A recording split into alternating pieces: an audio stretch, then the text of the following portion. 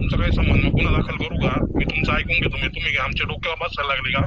अहो पण अगोदरच काम जर व्यवस्थित नाही तसं पुढचं काम चालू कसं करताय तुम्ही? मॅडम एक मिनिट, तुमचा संबंध काय त्या गावाशी? तू ऐकून घेतो. आमच्या गावात काम होत आहे संबंध म्हणजे काय गावात संबंध? तुमच्या हातीचं काम नाही ते. बरोबर ठेवा. तू ऐकून घेतो म्हणजे काय? तुम्ही हे झाले काय आमचे मंत्री लावून गेले? रस्त्याच्या निकृष्ट कामाबाबत तक्रार करणाऱ्या तेजूर गावच्या महिला सरपंचांना फोनवरून दमदाटी तसेच मगरुरीची भाषा वापरणाऱ्या ठेकेदार नवनाथ चौगुले यांच्या विरोधात जुन्नर तालुक्यामध्ये संतापाची लाट उसळली आहे। या गोष्टीचा निषेध म्हणून आज तालुक्यातील सर्व ग्रामपंचायतीची कार्यालय बंद ठेवून आंदोलन छेडण्यात आलं होतं।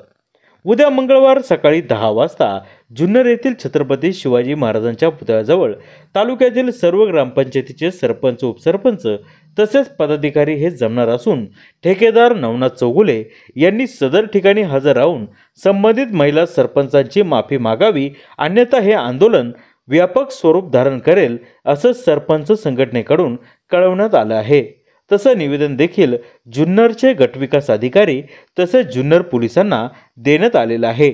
ठेकेदार नवनाथ चौगुले यांच्या निषेधार्थ आज जुन्नर तालुक्यातील उमरज, नळवणे, ठेकेकरवाडी, पिंपळगाव जोगा, चावंड, हडसर, पेमदारा, शिरोली बुद्रुक, पूर शिरोली, सोमतवाडी, अंजनावळे, काले, खुबी, तांबे, जाधववाडी, निमदरी, वडगाव सहानी, पारगाव तर्फे मढ, उदापूर, आलमे, बेलसर, चिंचोली, धोलवड, संतवाडी, तळेरान, घंगाळदरे, बोरी खुर्द, चिलेवाडी, कुसूर, हिवरे खुर्द, रोकडी, रानमळा, नारायणगाव, तेजूर, वडज, इंगळूण, धनगरवाडी, खानगाव, गुळुंचवाडी, कांदळी, निरगुडे, गुंजाळवाडी, मंगरुळ, सुलतानपूर,